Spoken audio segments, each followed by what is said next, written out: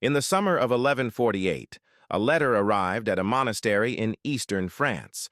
It contained news that would break any man's heart. The Second Crusade had failed, catastrophically. Tens of thousands of Christians lay dead across Anatolia. The great armies of France and Germany had been annihilated by Turkish horsemen in mountain passes, and the survivors who reached the Holy Land had managed to achieve exactly one thing. They attacked Damascus, an ally, failed to take it, and went home. The man who received this letter was not a king. He was not a general. He had never held a sword in his life. He was a monk named Bernard, and he lived in a place called Clairvaux. But here's what makes this story fascinating. Bernard of Clairvaux was the reason all those people were dead, not because he led them into battle, because he convinced them to go. 3 years earlier, this frail, sickly monk had stood before crowds across France and Germany and promised them something extraordinary. He promised that God wanted them to fight, that the crusade was a path to salvation, that those who took the cross would have their sins forgiven. Thousands believed him. Kings believed him. And now they were dead or defeated. So what do you do when you're the most persuasive man in Christendom, and your persuasion leads to disaster? That's what this video is really about. Not just the history of the Second Crusade, though we'll cover that. It's about a deeper question. How does a man of absolute faith process absolute failure? We'll explore how Bernard became the most powerful voice in medieval Europe without ever holding political office. We'll see the techniques he used to transform a French king's private expedition into a continental movement. We'll understand why medieval people believed that killing for God could save your soul. And we'll watch Bernard struggle with the hardest question any believer can face. What happens when God doesn't deliver what you promised in his name? This isn't just medieval history. It's a story about certainty, propaganda, and the terrible weight of being wrong when the stakes are life and death. To understand how Bernard became the man who could launch a crusade with words alone, we need to go back to the beginning. To a boy born into minor nobility in 1090, in a region of France called Burgundy, Bernard was born around 1090 at Fontaines-les-Dijon, the third of 7 children in a family of lower nobility. His father, Tesselin, was a knight. His mother, Aleth, was deeply religious, the kind of woman who, according to later hagiographies, knew her son would be special from the moment she dreamed of a barking white dog while pregnant with him. Medieval dream symbolism aside, Bernard's early years were unremarkable. He received the standard education of a noble's son at a church school in Châtillon-sur-Seine. He learned Latin, rhetoric, and scripture. He was smart. That much was clear early on. But something changed in Bernard during his early 20s. The details are fuzzy, as they often are with medieval saints, but the transformation was dramatic. Around 1112 or 1113, the young man who had every opportunity for a comfortable life as a minor lord decided instead to become a monk. Not just any monk. Bernard chose to join Citeaux, a struggling monastery that practiced an austere form of Benedictine monasticism. The Cistercians, as they came to be called, rejected the wealth and comfort that had crept into monastic life. They wanted to return to the original rule of Saint Benedict: manual labor, simple food, plain churches, rigorous prayer schedules. When Bernard arrived at Citeaux, he didn't come alone. He brought roughly 30 relatives and friends with him, including several of his brothers. This was the first sign of something remarkable about Bernard. He could convince people to follow him into radical decisions. The Cistercian movement in 1113 was tiny. Citeaux had been founded only 15 years earlier, and it was struggling to attract recruits. The austere lifestyle wasn't exactly a selling point. But Bernard's arrival changed everything. Within 3 years, the monastery had grown so much that it needed to establish daughter houses. In 1115, Bernard was sent to found one of these new monasteries in a valley called the Valley of Wormwood, a bleak, swampy, inhospitable place. He renamed it Clairvaux, the Valley of Light, which gives you a sense of his talent for rebranding, and he would remain its abbot for the rest of his life. Now, here's what you need to understand about Bernard's daily existence. Cistercian life was brutal by any standard. Monks ate 1 meal a day during winter, 2 during summer. The food was simple: bread, vegetables, no meat. They slept in their robes on hard beds. They rose multiple times during the night for prayers. Physical labor filled the hours between services. Bernard took this even further. He fasted so severely that his health never recovered. He suffered from chronic stomach problems that plagued him until death. Later in life, friends and supporters would beg him to eat more, to rest more. He rarely listened. Why does this matter? Because Bernard's self-denial became central to his authority.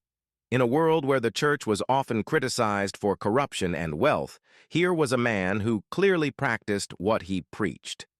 When Bernard told kings and popes what to do, no one could accuse him of seeking personal gain. He lived in a cell. He ate almost nothing. What could anyone offer him? This gave Bernard something priceless: moral credibility. But moral credibility alone doesn't explain how a monk in a remote valley became the most influential person in Europe. For that, we need to understand what Bernard could do with words. Bernard was, without exaggeration, one of the greatest orators and writers of the Middle Ages. His letters survive by the hundreds. His sermons were transcribed and circulated across Europe. When he spoke, people listened. When he wrote, his letters were copied and passed from monastery to monastery, court to court. His style was emotional, vivid, and personal. He didn't write like a theologian constructing careful arguments. He wrote like a man on fire. He used repetition, rhetorical questions, vivid metaphors. He addressed his readers directly, as if he were in the room with them, and he was absolutely fearless about who he criticized. In 1130, the Catholic Church faced a crisis.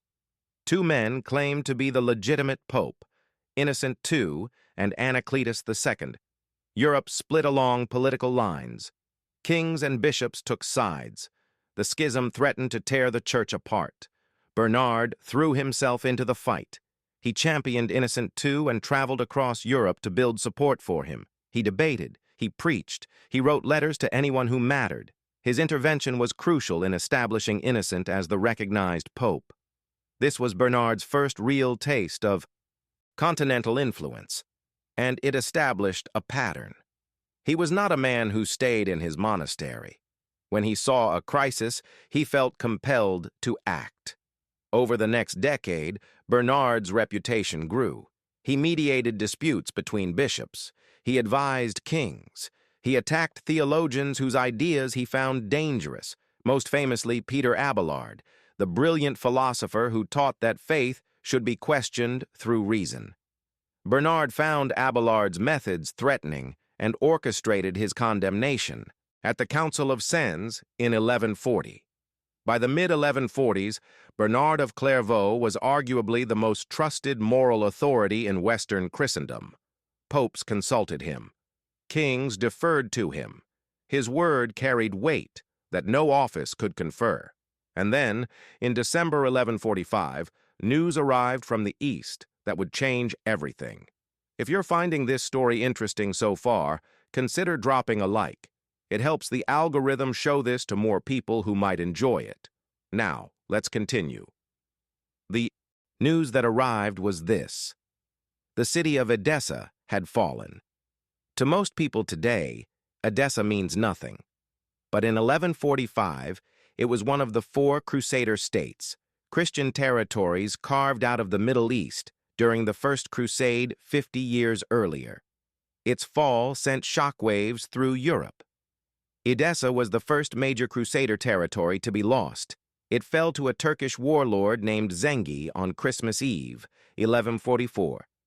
The timing felt symbolic, almost taunting, and the manner of its fall was brutal. Thousands of Christians were killed, the rest sold into slavery or expelled.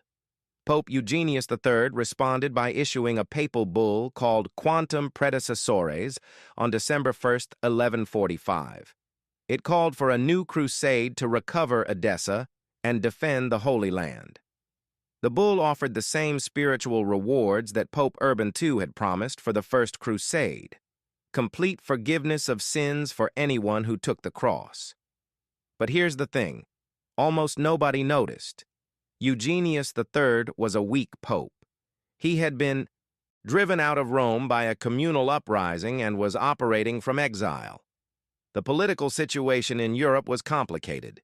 Kings had their own problems. The papal bull fell flat. Enter Bernard of Clairvaux. King Louis VII of France had already expressed interest in going on crusade, but his nobles were divided. His chief advisor, Abbot Suger, opposed the idea. Without unified support, the expedition seemed doubtful. Louis turned to Bernard. Would the famous monk come to Vézelay and preach in support of the crusade? Bernard agreed, and on Easter Sunday, March 31st, 1146, he delivered what may be the most consequential sermon in medieval history. The crowd at Vézelay was enormous, too large for any church to hold. Bernard spoke from a wooden platform in a field. We don't have the exact text of what he said, but we have his letters and other writings about the crusade, and we have accounts from witnesses. Bernard's message was this: the fall of Edessa was not just a political setback. It was a divine test. God was offering Christians an opportunity for salvation through armed pilgrimage. Taking the cross was not merely a good deed. It was a bargain. You give your service to God, and God forgives your sins. He spoke of the crusade as a business deal with heaven.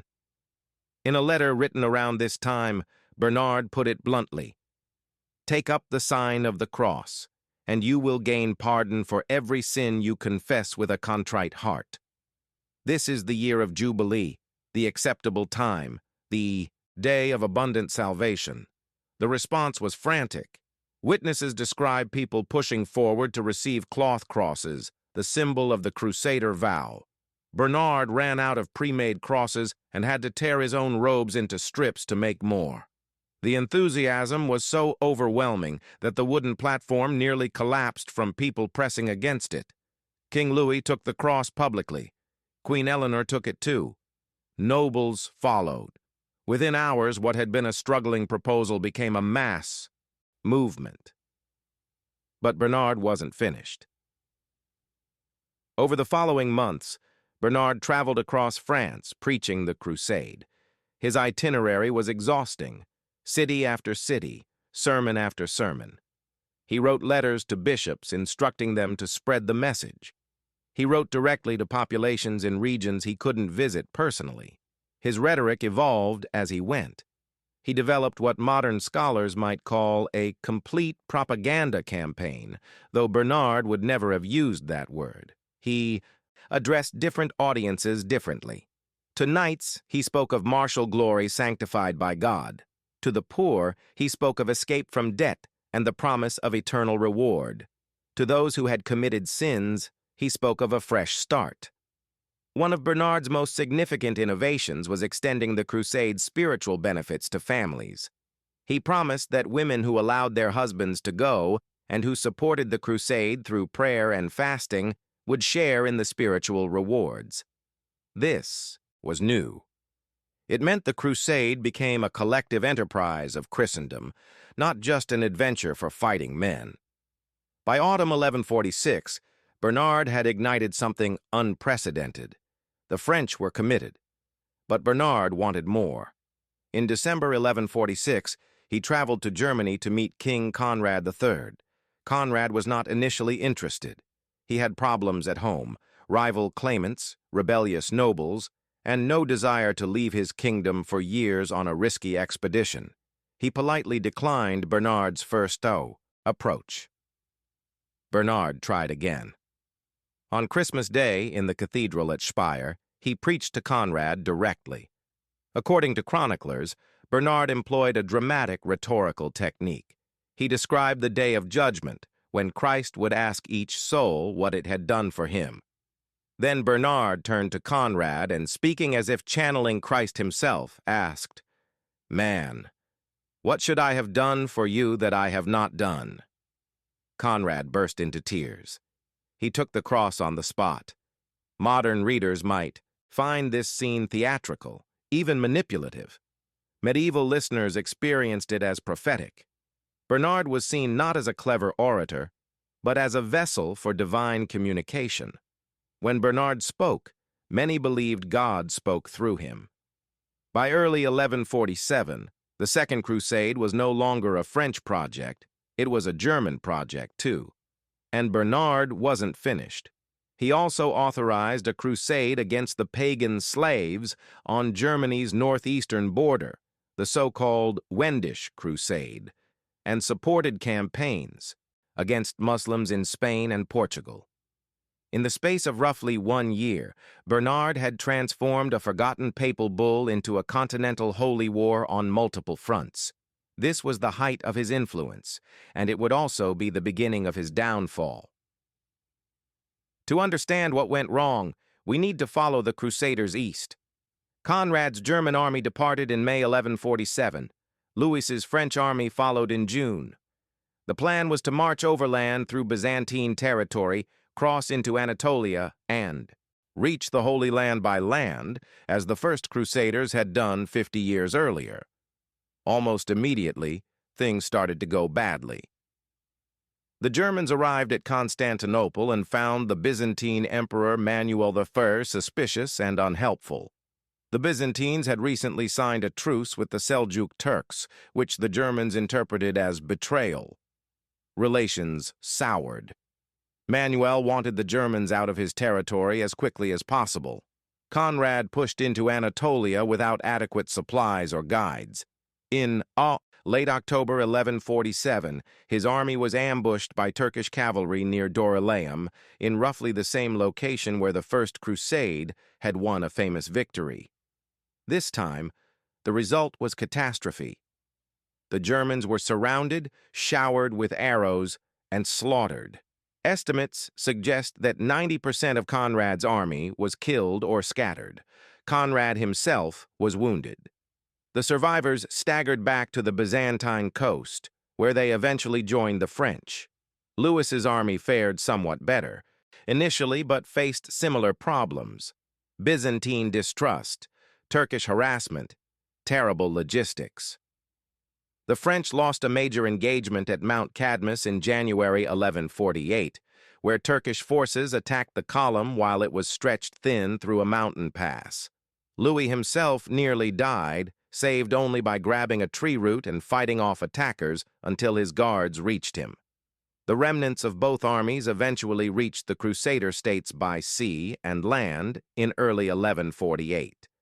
They had lost most of their men, most of their horses, and most of their supplies, and then came the decision that turned disaster into farce. In June 1148, the surviving crusade leaders held a council at Acre to decide what to do. The logical target would have been to attack Nur ad-Din, the Turkish ruler who had inherited Zengi's domains and was actively threatening the Crusader states. Or they might have tried to recover Edessa, the whole reason for the crusade in the first place. Instead, they decided to attack Damascus. We're now well past the halfway point of the video. If you're still with me and haven't subscribed yet, now would be a good time. We post new historical deep dives regularly. Now, let's see what happened at Damascus. The decision to attack Damascus remains one of medieval history's great mysteries.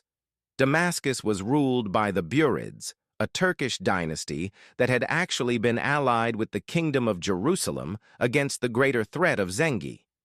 The Damascenes and the Crusaders had cooperated against their common enemy. Attacking Damascus meant turning a friend into a foe. Why did the Crusaders do it? Historians have debated this for centuries. Some argue that the local Frankish nobility of Jerusalem pushed for it, hoping to expand their territories. Others suggest that the European kings simply didn't understand the political situation and wanted to achieve something, anything, to justify their disastrous journey. Whatever the reason, the combined Christian armies, still substantial despite their losses, besieged Damascus in July 1148. The siege lasted 4 days. 4 days. That's all. The Crusaders initially made progress, securing orchards outside the city walls. But then, inexplicably, they moved their camp from the lush western suburbs, where there was water and shade, to the barren eastern side of the city, where there was neither. Why?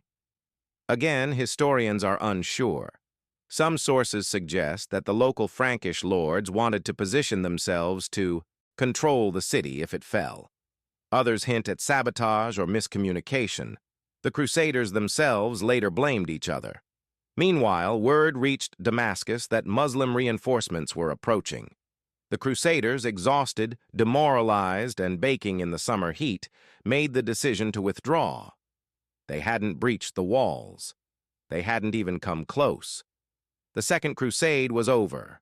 The greatest army Western Christendom had ever assembled against Islam had achieved nothing except to attack an ally and fail. Conrad returned to Europe by ship from Acre. Louis stayed in Jerusalem until Easter 1149, then sailed home.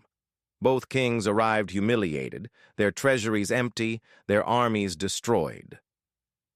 And Bernard? Bernard received the news at Clairvaux. We have to imagine what this was like for him. For 2 years, he had promised that God wanted this crusade. He had promised that those who took the cross would be blessed. He had spoken with the authority of a prophet, and now, tens of thousands of men who had believed him were dead. Bernard's response reveals something important about medieval faith and about Bernard himself. He did not apologize. He did not recant. Instead, he wrote a theological treatise explaining why the crusade had failed. His explanation, laid out in his work De Consideratione, addressed to Pope Eugenius III, is fascinating. Bernard argued that the crusade had failed not because God had abandoned the crusaders, and certainly not because Bernard had been wrong to preach it. The crusade had failed because of human sin. The crusaders themselves were to blame. They had committed sins along the way. They had plundered Christian territory in the Balkans. They had quarreled among themselves. They had failed to maintain proper spiritual discipline. Their defeat was divine punishment for their moral failures, not evidence that the enterprise itself was misguided. This might seem like an evasion. In some ways, it was, but it's also consistent with how medieval people understood divine action. They believed that God intervened in human affairs, but that human free will could frustrate divine plans. The crusade was righteous. The crusaders were not righteous enough. Bernard also pointed to the mysteries of God's plan. Perhaps, he suggested, the deaths of so many Christians served some divine purpose not yet visible to human understanding. Perhaps they died as martyrs and were rewarded in heaven. Perhaps God was testing Christendom's faith through suffering. These arguments may not satisfy modern readers, but they satisfied many of Bernard's contemporaries. His reputation, while damaged, survived. He remained influential until his death in 1153. Bernard died on August 20th, 1153, at Clairvaux. He was around 63 years old, though constant fasting and illness had aged him beyond his years. He had been abbot of Clairvaux for 38 years and had transformed it from a swampy valley into the mother house of over 60 daughter monasteries. He was canonized as a saint in 1174, just 21 years after his death, a remarkably short interval that reflects how highly his contemporaries regarded him. In 1830, he was declared a Doctor of the Church, one of only 37 individuals to receive that title in Catholic tradition. His legacy is complicated. On one hand, He was a genuine reformer who reinvigorated monastic life and defended church unity during crisis. His mystical writings influenced Christian spirituality for centuries. He was brilliant, devoted, and by the standards of his time, holy. On the other hand, he was a man who sent thousands to their deaths with promises he couldn't keep. He attacked intellectual freedom in his persecution of Abelard. He authorized violence in God's name and never questioned whether he was right to do so. The Second Crusade's failure did not end crusading. Another crusade would be launched after Jerusalem fell to Saladin in 1187, and another. After that, and another. Bernard's theology of holy war would echo through centuries of religious violence. But here's what strikes me most about Bernard's story. He was absolutely certain that he understood God's will. And he was wrong. Not wrong about small things, wrong about something that cost tens of thousands of lives. Yet he never doubted himself. He never considered that his certainty might be the problem. He simply explained the failure in ways that preserved his certainty intact. This is not a uniquely medieval phenomenon. We see it in every era, leaders who are so convinced of their righteousness that no evidence can shake them. The ability to explain away failure, to maintain faith in the face of contradictory evidence, is not a bug in human psychology. It's a feature. It's how people protect themselves from the unbearable conclusion that they might have been wrong about the things that matter most. Bernard of Clairvaux was a great man by many measures. He was also a cautionary tale about what happens when moral certainty meets political power. And that, perhaps, is the lesson worth remembering. If you made it this far, thank you for watching. I mean that. Long-form history videos take time to make, and knowing that people watch them all the way through makes it worthwhile. If you want more stories like this, subscribe to the channel. We cover history that doesn't always make the textbooks, the weird parts, the complicated parts, the parts that make you think. Leave a comment and let me know. Do you think Bernard was a villain, a victim of his own beliefs, or something else entirely? I'm curious what you think. Until next time.